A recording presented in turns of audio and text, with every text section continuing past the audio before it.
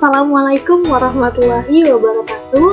Halo teman-teman semua, di video kali ini kita akan membahas mengenai pengembangan model pembelajaran berbantuan komputer. Nah, tugas ini saya buat untuk memenuhi salah satu tugas pada mata kuliah pembelajaran berbantuan komputer dengan dosen pengampu Bapak Irfandi, SPD. Oke, untuk itu, sebelum kita membahas lebih lanjut, perkenalkan, saya Afridah Khairani Ramputi dengan NIM 4192421002 dari kelas Fisika Dik-A 2019, program studi Pendidikan Fisika Fakultas Matematika dan Ilmu Pengetahuan Alam dari Universitas Negeri Medan. Nah, ada satu kutipan yang menarik untuk saya, yaitu belajar dan berdoa tidak akan mengkhianati. Oke, langsung saja. Ada kajian materi yang akan kita bahas pada video kali ini dan pada pembahasan kali ini, yaitu yang pertama mengenai pendahuluan, yang kedua mengenai analisis situasi, yang ketiga ada ruang lingkup permasalahan, dan yang keempat ada idealita penggunaan PBK atau pembelajaran berbantuan komputer di masa pandemi. Jadi kita bahas yang pertama, yaitu mengenai pendahuluan. Nah, jadi pada pendahuluan, dalam menghadapi era globalisasi yang kian meningkat terus-menerus, yang kita rasakan perlu adanya kebutuhan mendesak mengenai perbaikan kualitas SDM melalui pendidikan dan akses yang lebih baik terhadap ilmu pengetahuan. Nah, dengan pengaruh teknologi dalam pendidikan dan pengembangan pembelajaran, jumlah besar sumber belajar telah tersedia bagi pelajar. Nah, jadi akibatnya guru bukan lagi satu-satunya sumber informasi. Nah, jadi proses belajar mengajar ini merupakan dua unsur yang amat penting dalam metode pengajaran ataupun dalam metode mengajar dan media. Nah, pengembangan dalam kawasan teknologi pembelajaran adalah proses penerjemahan spesifikasi desain ke dalam bentuk fisiknya. Dengan kata lain, pengembangan merupakan implementasi dan desain yang telah dibuat. Tetapi, dalam pengembangan juga tidak terlepas dari desain, pemakaian, pengelolaan, dan evaluasi sebagaimana telah dikemukakan oleh ahli bahwa pengembangan pembelajaran dalam kawasan teknologi pembelajaran termasuk dalam kawasan teknologi dalam domain pengembangan. Oke, jadi dengan adanya kemajuan teknologi yang meningkat, tidak menutup kemungkinan bahwa pembelajaran dapat berbasis dengan teknologi. Oke, selanjutnya mengenai analisis situasi. Nah, analisis situasi yang akan dibahas yaitu mengenai model pembelajaran dalam pembelajaran berbantuan komputer. Yang pertama ada web learning, yang kedua ada model drills, yang ketiga ada model tutorial, yang keempat ada model simulasi, dan yang terakhir ada model instructional games.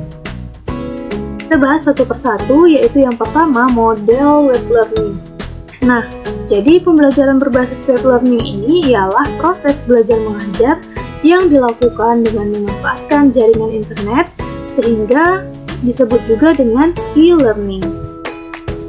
Nah, jadi model pembelajaran ini dirancang dengan mengintegrasikan pembelajaran berbasis web dalam program pembelajaran konvensional tatap muka.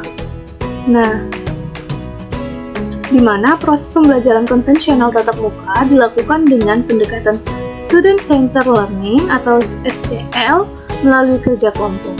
Nah, model ini menuntut adanya partisipasi yang tinggi dari peserta didik. Nah, jadi pemanfaatan internet sebagai media pembelajaran mengkondisikan peserta didik untuk belajar secara mandiri. Para peserta didik dapat mengakses secara online dari berbagai perpustakaan, museum, database, dan mendapatkan sumber primer tentang berbagai peristiwa sejarah, rekaman, laporan, data statistik. Nah, kemudian peserta didik juga dapat berperan sebagai seorang peneliti, menjadi seorang analis, tidak hanya konsumen informasi saja. Nah, peserta didik juga dapat belajar bekerja sama satu sama lain. Mereka dapat saling berkirim email untuk mendiskusikan bahan ajar. Kemudian, selain mengerjakan tugas-tugas pembelajaran dan menjawab pertanyaan-pertanyaan yang diberikan oleh guru, peserta didik juga dapat berkomunikasi dengan teman sekelasnya. Nah, untuk itu, jadi model web learning ini merupakan model pembelajaran yang menggabungkan antara pembelajaran dengan memanfaatkan jaringan internet dan juga konvensional atau tatap muka. Nah, selanjutnya kita bahas mengenai model drills. Jadi, pada model drills ini adalah suatu model dalam pembelajaran dengan jalan melatih siswa terhadap bahan pelajaran yang diberikan. Nah, melalui model drills akan ditanamkan kebiasaan tertentu dalam bentuk sebuah latihan, di mana dengan adanya latihan yang secara terus-menerus maka akan tertanam dan menjadi kebiasaan bagi peserta didik. Nah, melalui model ini maka akan memperoleh tanggapan pembelajaran dari siswa. Nah, jadi apa sih tujuan dari model drills ini? Jadi, tujuan dari model drills ini adalah memberikan pengalaman-pengalaman belajar yang lebih konkret dengan penciptaan tiruan-tiruan bentuk pengalaman yang mendekati suasana sebenarnya. Nah, kemudian kita bahas nih secara umum tahapan penyajian model drills ini. Yang pertama yaitu penyajian masalah dalam bentuk latihan soal pada tingkat tertentu dari kemampuan dan performance siswa. Jadi, kita di sini menyajikan masalahnya itu yang sesuai dengan kemampuan dan performance-nya siswa. Jadi, jangan melebihi dari kemampuan siswanya tersebut.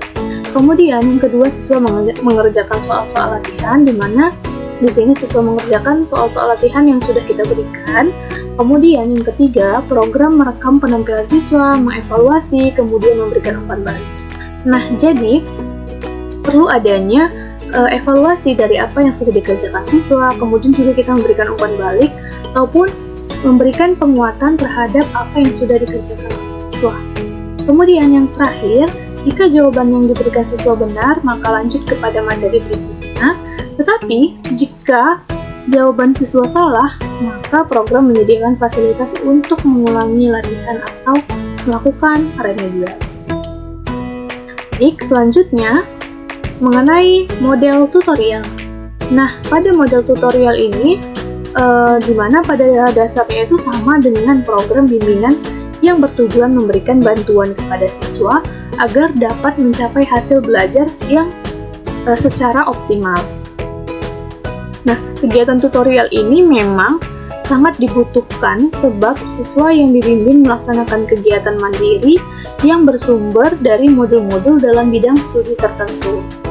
Nah, sehingga jika kita pahami lebih dalam mengenai tutorial ini adalah bimbingan pembelajaran dalam bentuk pemberian arahan, bantuan, petunjuk, dan motivasi agar para siswa belajar secara efisien dan efektif. Nah, untuk itu jika kita kaji satu persatu, di mana pemberian bantuan berarti membantu siswa dalam mempelajari materi pelajaran. Kemudian petunjuk berarti memberi informasi tentang cara belajar secara efektif dan efisien. Nah, untuk arahan berarti mengarahkan siswa untuk mencapai tujuannya masing-masing.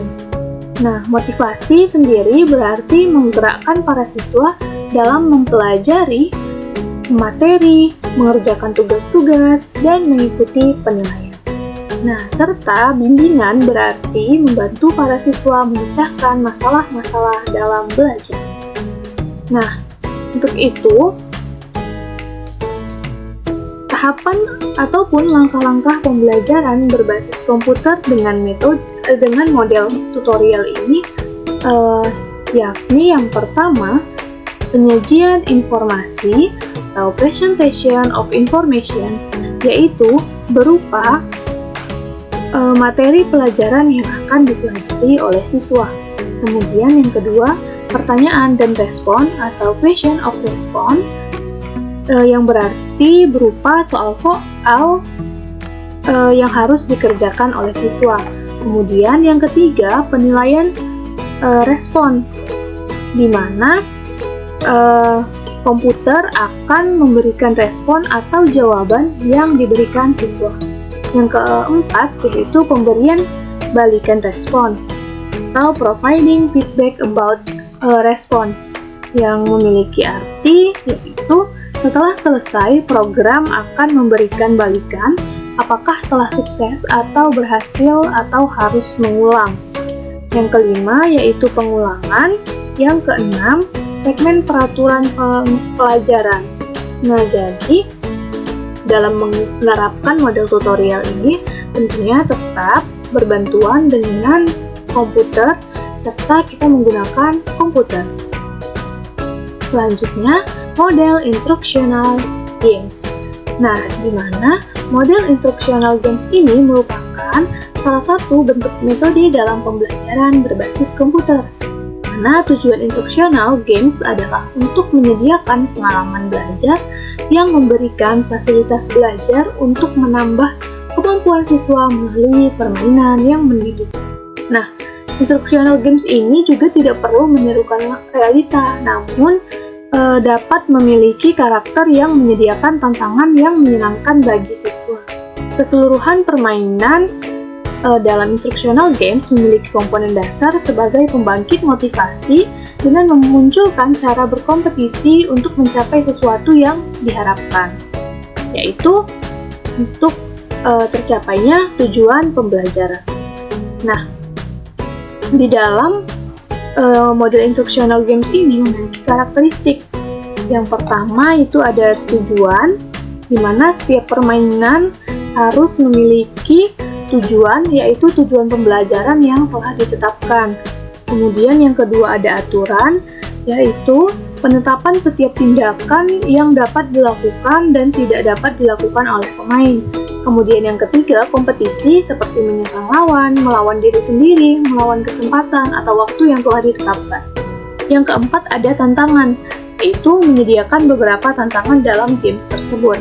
Kemudian yang kelima ada khayalan, di mana permainan sering tergantung pada pengembangan imajinasi untuk memberikan motivasi kepada pemain.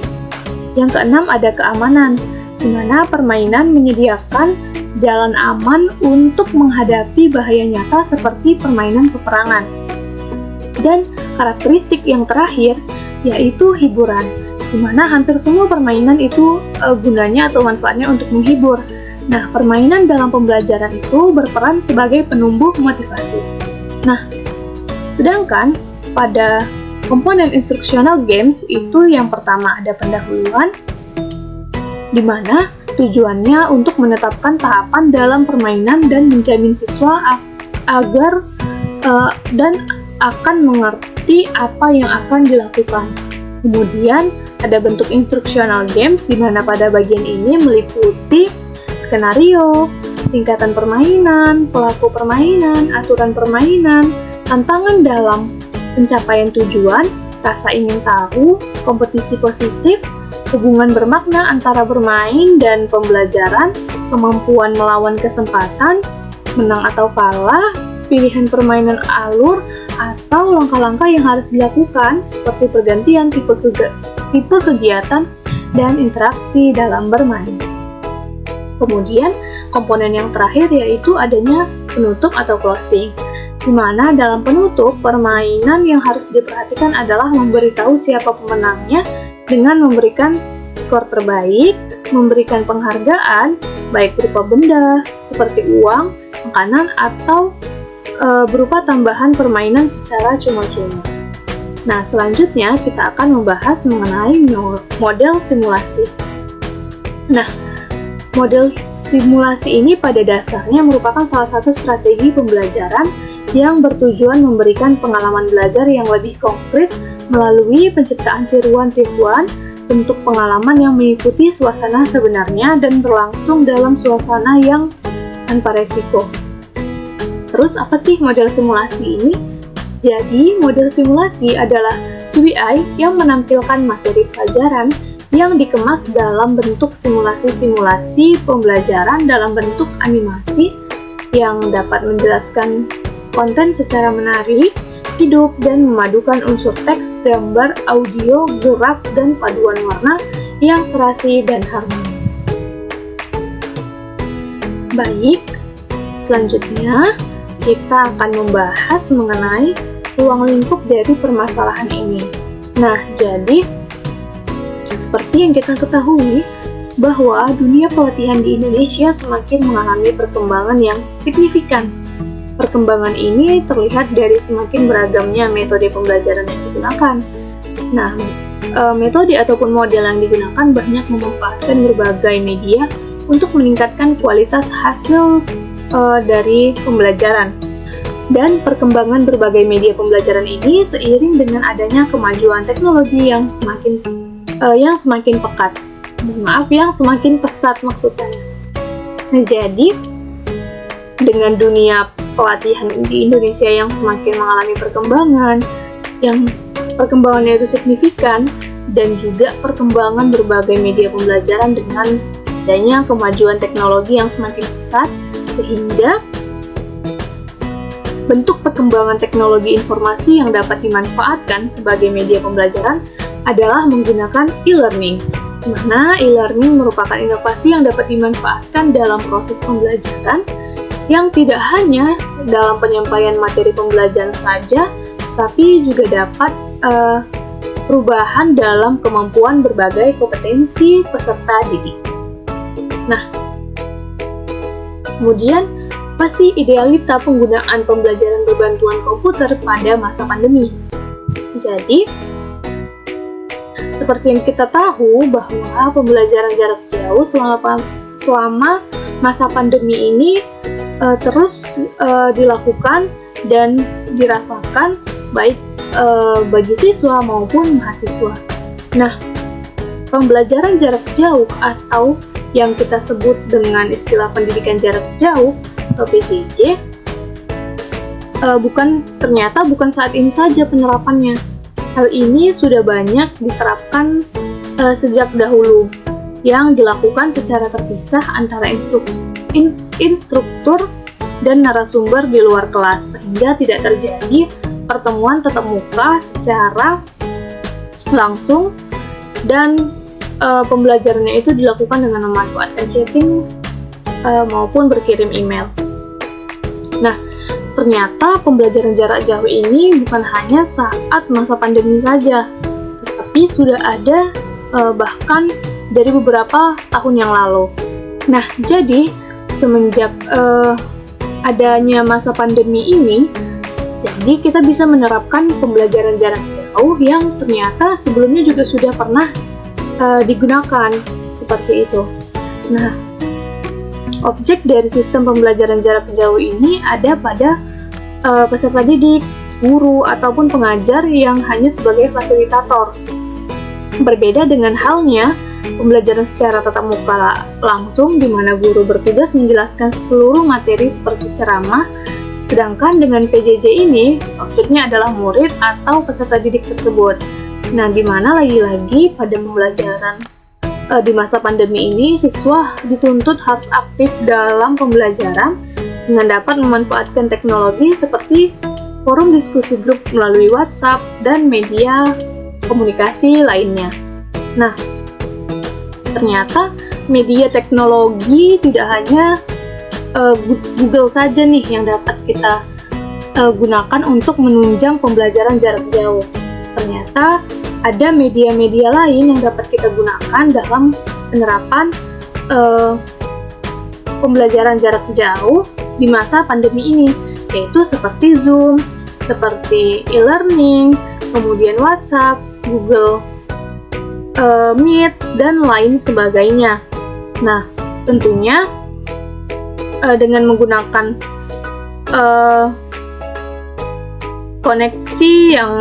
koneksi internet yang stabil, kemudian pembelajaran yang dilakukan itu aktif dan student-centered learning, maka pembelajaran ini diharapkan dapat terlaksana secara baik dan efektif. Nah, selain media pembelajaran yang disebutkan, ternyata juga masih banyak lagi nih teknologi-teknologi yang dapat memberikan kemudahan dalam sistem pembelajaran jarak jauh, yaitu seperti aplikasi Webex, YouTube, Ruang Guru, Zenius, dan lain-lain yang memang aplikasi atau medianya itu mendukung untuk pendidikan. Nah, jadi di sini ada suatu contoh gambar, yaitu suatu pembelajaran yang menggunakan aplikasi Zoom Meeting, kemudian contoh pembelajaran yang menggunakan aplikasi Google Meet. Nah, jadi kedua aplikasi ini dapat menjadi alternatif dan dapat menjadi ide sebagai penggunaan pembelajaran berbantuan komputer pada masa pandemi ini. Nah, namun dengan seiring bertambahnya hari dan juga peningkatan kasus COVID yang kian naik dan kian turun, ternyata juga bisa menambah ataupun memunculkan ide-ide baru dengan penggunaan pembelajaran berbasis komputer ini. Nah, seperti dengan menerapkan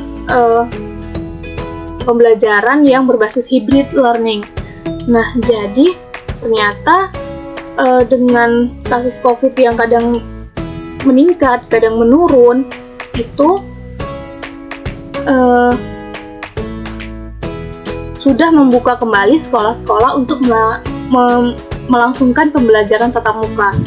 Namun tetap dengan metodenya itu hybrid learning, di mana seminggu nanti itu dia seminggu sekolahnya tatap muka, seminggu lagi hybrid learning. Nah, jadi tetap penggunaan aplikasi Zoom dan Google Meet ini dapat kita gunakan di masa pandemi ini, dan ada lagi aplikasi-aplikasi lain yang dapat kita gunakan sebagai aplikasi pembelajaran di masa pandemi ini. Mungkin sekian dari saya. Lebih dan kurangnya saya mohon maaf. Semoga video ini dapat bermanfaat bagi kita semua. Terima kasih. Assalamualaikum warahmatullahi wabarakatuh.